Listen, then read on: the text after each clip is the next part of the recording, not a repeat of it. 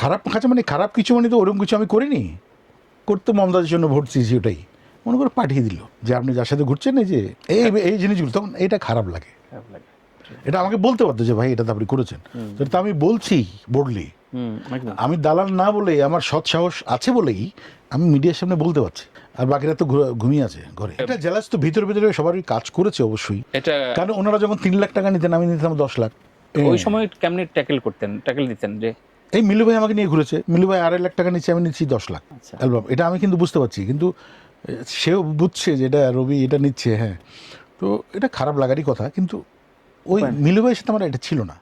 আমরা মরে গেলে কবর জমা দিয়ে আসে না, বলে না মানুষটা কেমন ছিল, সবাই খারাপ থাকলেও বলে ভালো, কিন্তু যখনই ভালো মানুষ মরে যায় তার জন্য চিৎকার দিয়ে বলে যে টাকা মানুষটা ভালো ছিল।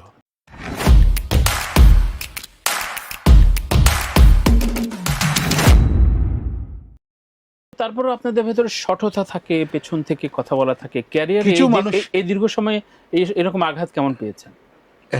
আঘাত পেয়েছি মানে আমার সঙ্গে থেকে যখন একটা মানুষ আমার সঙ্গেই চলছেন, হুট করে যখন জানলাম যে ও একটা নেগেটিভ কিছু আমার নামে হোয়াটসঅ্যাপে পাঠিয়েছে অন্য কাউকে, হ্যাঁ, কি তখন সেও আবার আমাকে বলে দিয়েছে যে আপনার এই আপন মানুষটাই এটা করেছে। তখন খারাপ কাছে মানে খারাপ কিছু মানে তো ওরকম কিছু আমি করিনি, করতে মমতাজের জন্য ভোট চেয়েছি, ওটাই মনে করে পাঠিয়ে দিল যে আপনি যার সাথে ঘুরছেন এই যে ও আচ্ছা, এই এই জিনিসগুলো, তখন এটা খারাপ লাগে। এটা আমাকে বলতে পারতো যে ভাই এটা তো আপনি করেছেন, তো আমি বলছি বোর্ডলি, আমি দালাল না বলে আমার সৎ সাহস আছে বলেই আমি মিডিয়ার সামনে বলতে পারছি, আর বাকিরা তো ঘুমিয়ে আছে ঘরে। রাইট, একদম স্পষ্টভাবে আপনি উত্তর দিলেন। দেখলাম কিছুটা মেজাজ হারিয়েছিলেন, বাট এটা স্বাভাবিক, হিউম্যান বিং হিসেবে খারাপ লাগে এগুলি। হ্যাঁ, আমি একটু ফ্ল্যাশব্যাকে যেতে চাই। খালিদ হাসান মিলু, রবি চৌধুরী, মনির খান, আপনাদের ভেতরে এক ধরনের কি প্রতিযোগিতা, প্রতিদ্বন্দ্বিতা? মনির খান তো আমার 10 বছর পরে আসছে। হ্যাঁ, মনির আমার ছোট ভাই, ওকে আমি বয়সে যদি আমরা কাছাকাছি, ওই দিন আমি বললাম যে আমার 88 যখন আমার একটা ফেসবুকে লিখলাম যে 88 আমি হজ করেছি, বয়স ছিল 18, তখন নাসিব বলল আমার বয়স 18 হবে, এখন কি হবে? ওকে আমি ছোট ভাই বলি, কিন্তু মনির খান পাশে বসলে কিন্তু তাকে সিনিয়র লাগে। হ্যাঁ, মানে আপনি বয়সে কিন্তু হ্যাঁ না, ক্যারিয়ারে যেহেতু জুনিয়র, ওই কারণে আমাকে সে মানে সম্মান দেয়, রেসপেক্ট, ভালো ছেলে। মিলু ভাই হচ্ছে আবার আমার সিনিয়র, হ্যাঁ, আমার সিনিয়র বড় ভাই, বন্ধু দুটোই। একটা সময় মানে পপ গানে তো আপনারা একসাথেই। হ্যাঁ, মিলু ভাই, হ্যাঁ, মিলু ভাই, আমি বিশ্বদা, মানে ওদের মধ্যে আমি জুনিয়র ছিলাম, কিন্তু আমরা একসঙ্গেই কোথাও গেলে একসঙ্গে যেতাম আর কি, এরকম। তাহলে একটা অপ্রিয় প্রশ্ন করি, সেটা হচ্ছে আমাদের জনশ্রুত আছে দীর্ঘদিন, আপনাকে বলবো বলে আজকে অফিসিয়ালি বলি, কুমার বিশ্বজিৎ ভার্সেস রবি চৌধুরী, তপন চৌধুরী ভার্সেস রবি চৌধুরী, একটা দ্বন্দ্ব, একটা শীতল সম্পর্ক ছিল কিনা এক সময়?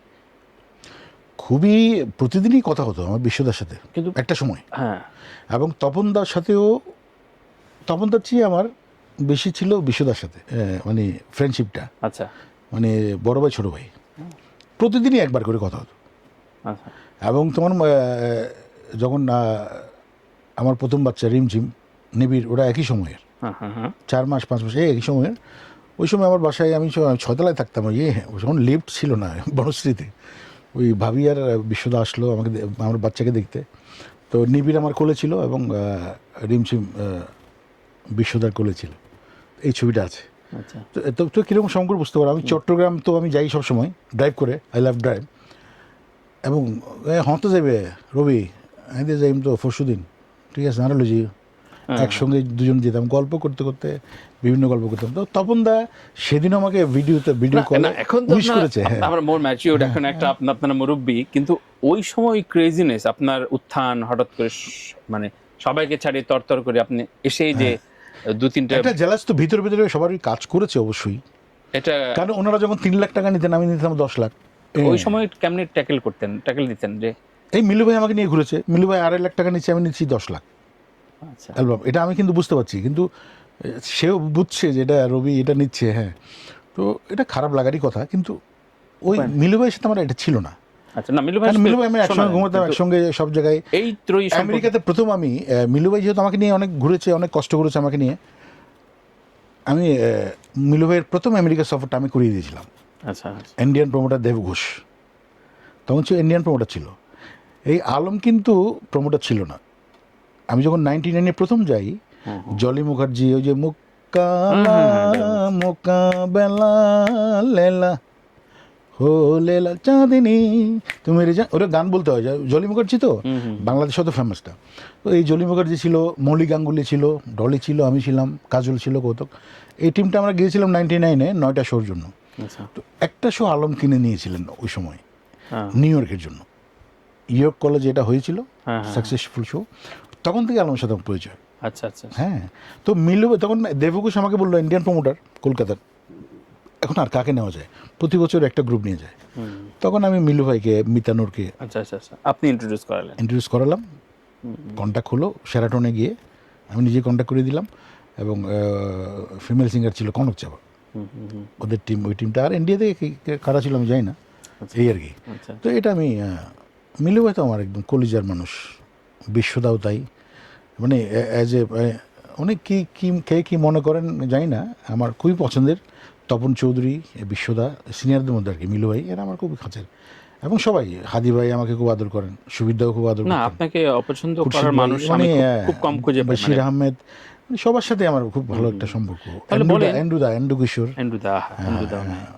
বাচ্চু ভাই, বাচ্চু ভাই যখন আমার একটা অ্যাক্সিডেন্ট হলো, তখন একটা ফোন করে বললো যে তুই বাসি গিয়েছ গুই।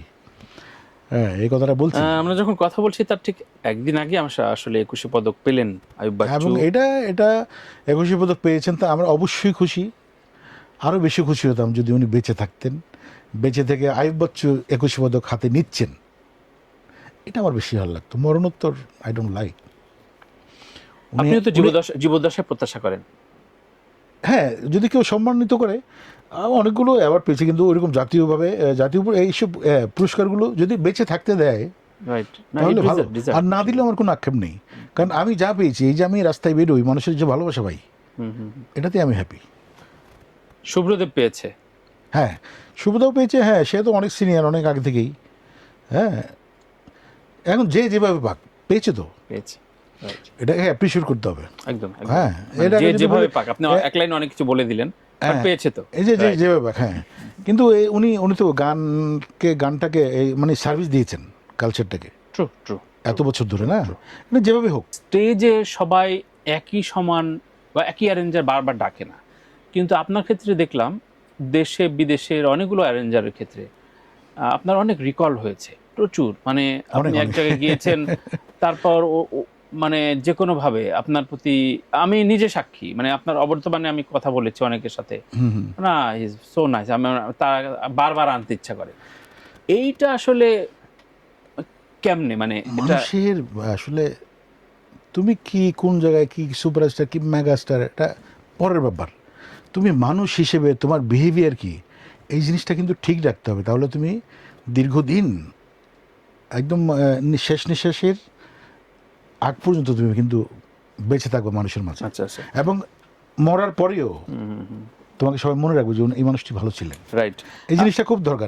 আমরা মরে গেলে কবর জমি দিয়েছে না, বলে না মানুষটা কেমন ছিল, সবাই খারাপ থাকলেও বলে ভালো, কিন্তু যখনই ভালো মানুষ মরে যায় তার জন্য চিৎকার দিয়ে বলে যে মানুষটা ভালো ছিল। এবং আমি যোগ করি, সেটা হচ্ছে আপনি যে একটা কারণ আমি জিজ্ঞেস জানতে চেয়েছি, আপনি যেটা অনেক আর্টিস্ট অনেক মানে হার্ড টাইম দেয়, মানে এটা ছাড়া খাবে না, ওটা অমুক সুইট রুম ছাড়া থাকবে না, বা এই বিষয়গুলো ম্যাটার করে কিনা বিদেশের কনসার্টের ক্ষেত্রে? আপনি খুব সাবলীল সাধারণ থাকাটাকে মানে প্রেফার করেন কিনা? হ্যাঁ, আমি যেখানে ভালো থাকবো সেখানে, দেখুন মনে করো ঘুম থেকে উঠেই এক কাপ কফি তো 5 স্টার হোটেলে নাও পেতে পারি, একবার এসে জায়গা দুবার হবে না। তা আমি যদি একটা বাসায় থাকি, হ্যাঁ, ওখানে তো আমি সব কিছুই পাচ্ছি। আমার একটা ডিম পোস্ট করে দিবে, একটু চাটা পাচ্ছি, যেটা চাই, ভালোবাসাটাও পাচ্ছি। তো সেখানে তো কোনো সমস্যা নেই। হ্যাঁ, একটা সময় যদি 1 সপ্তাহের জন্য যায়, তো এটা অন্য ব্যাপার। তুমি একটা হোটেল নিবে, এটা ঠিক আছে, এটা চাই, বিজনেস ক্লাস টিকিট, এই টিকিটটা আমি চাই। কিন্তু তখন বাজেট থেকে একটু বলে যে একটু কম রাখেন, এটাও স্যাক্রিফাইস করি, কারণ আমাকে আরাম করে একটু যেতে হবে নিজেকে তো। হ্যাঁ, তবে কোনো পার্টিকে পেইন দেওয়া, হার্ট পেইন দেওয়াটা কিছু সিঙ্গাররা করে, মনে করো বাসায় ওই ডাল ভাত খায়, ওখানে গিয়ে তার ওই ইয়েটা ওই ছাড়া চলবে না, একদম এটা ছাড়া চলবে। সেটাই, মানে সাবলীল এবং সহজ থাকাটা খুব জরুরি। এটা খুব মানে পেইন। আর একটা অর্গানাইজার যখন একটা এতগুলো শিল্পী নিয়ে যায়, তার ওদের খেয়াল রাখাটাও কিন্তু খুব মানে, এবং তার মানসিক প্রবলেম প্রেশারটাও হয়ে যায়। হ্যাঁ, আসলে খেয়াল রাখা একটু দরকার। ভুল হতে পারে, এটাকে আবার একটু, যেমন লাকি আখান ভাই আমেরিকাতে প্রথম ট্যুর করেছিলেন আমার সঙ্গে। আচ্ছা, আপনার সাথে? হ্যাঁ, 2008-এ। আচ্ছা তখন হাসান ছিলেন, প্রতীক নবী ছিলেন, আর কে ছিলেন, স্বীকৃতি, সুমি, স্বপ্ন, এরকম একটা গ্রুপ ছিল আমার সাথে। আচ্ছা আচ্ছা। তো এই আমরা মেশিগানে যাচ্ছিলাম, কারণ লাকি ভাইয়ের এত খিদা লেগেছে, মানে সে পাগল হয়ে যাচ্ছে, মানে খিদা লেগেছে। হ্যাঁ, ও পার্টি শালারা উনি খাওয়াবে না, আচ্ছা, তা আমি নিজের টাকা দিয়ে খাওয়ালাম। লাকি ভাই। হ্যাঁ, এবং ওই যাওয়ার পরেও এই একই অবস্থা, খাওয়াটা টাইমলি দিচ্ছে না। তা আমি বললাম, লাকি এখনকে আগে খাবার দিবেন, তারপর আমি গান গাইতে যাবো। ওরা তো আসলে জানে না, ওরা উনি ব্যস্ত রবি চৌধুরীকে নিয়ে। লাকি এখন একটা সিনিয়র মানুষ। হ্যাঁ, উনি একজন লেজেন্ড না। এই বিষয়গুলো কিন্তু খুব এই জিনিসটা কিন্তু আমি আবার আপনি মেনটেন করেন না? আমি মেনটেন করি, মানে সিনিয়র কেউ হলে, হ্যাঁ হ্যাঁ হ্যাঁ। যেমন ওদিন একটা অ্যাওয়ার্ড প্রোগ্রামে গেলাম, অ্যাওয়ার্ডটা একটা অসংখ্য অ্যাওয়ার্ড হয়, আজে বাজে অ্যাওয়ার্ড হয়, তাও গেছে হাদি ভাই। হাদি ভাইকে গত 18 মাসের মধ্যে 1800 আর্ট। হ্যাঁ হ্যাঁ হ্যাঁ, ওই একই ব্যানারে 3বার অ্যাওয়ার্ড করেছে। আবার দ্বিতীয়টা গেছি আমি, তৃতীয়টা আর যাইনি। শুধু কোটটা পাল্টে চলে গেছে। না না, যাইনি, আমি যাইনি, আমি অন্য প্রোগ্রামে চলে গেছি। আর এত অ্যাওয়ার্ড নিয়ে কী হবে? তো হাদি ভাই তো হাঁটতেই পারছিলেন না, তখন ওনাকে আমি মিডিয়া আমার ইন্টারভিউ নেবে, আমি না, হাদি ভাই ইন্টারভিউ নেন। আমি নিজে গিয়ে আমি দাঁড়িয়ে থেকে ওনাকে ইন্টারভিউ দেওয়ালাম এবং গাড়িতে উঠিয়ে দিলাম। তারপর আশেপাশে কিছু বলছে, এই জন্যই রবি চৌধুরী। এবং এটাই আসলে শিষ্টাচার। থ্যাংক ইউ রবিদা। আমরা আরো হাদি ভাইকে তো আমরা পাবো না, না এই সম্মানটা যদি আমি একটু দোয়া নিতে পারি আমি তার কাছ থেকে, এটা আমার চলার পথে। রাইট। হ্যাঁ, আমরা এরকম হয়তো আমার জুনিয়ররাও ওই দিন একটা তোমার একটা চয়ন আমাদের ইটালিতে প্রোগ্রাম করে, ওই ইউরোপে, বেলজিয়ামে, ও একটা পার্টি দিয়েছে সব জুনিয়ররা, মানে সিনিয়রদের মধ্যে মনে হয় আমি আছি। আচ্ছা। তার মধ্যে মনে হয় সবার বয়সে বড় মনে হয় আমি। তো এই জুনিয়ররা যে সম্মানটা আমাকে দেয়, যে ইমরান আমার একটা গান গেয়ে আমাকে শোনালো, পৃথিবীকে চিনি আর তোমাকে চিনি, অন্য কিছু আমি চিনি না, জীবনে তোমাকে চাই, মরণের পর কি তা জানি। এখন ডিটু গিয়ে দিলাম, আরে কিরে এটা তুমি শুনেছো? বলেছি হ্যাঁ, এটা আমি 2 দিন আগে শুনেছি, আপনার জন্য গাইলাম। তো এই যে সম্মানটা দিল আমাকে, এই যে সবাই একটু সেলফি এনে, ভালো, এটা বোঝা যায় দেখলে। যে ওনাদের স্নেহ করি বলেই আমাকে ওনার সম্মান দেয়।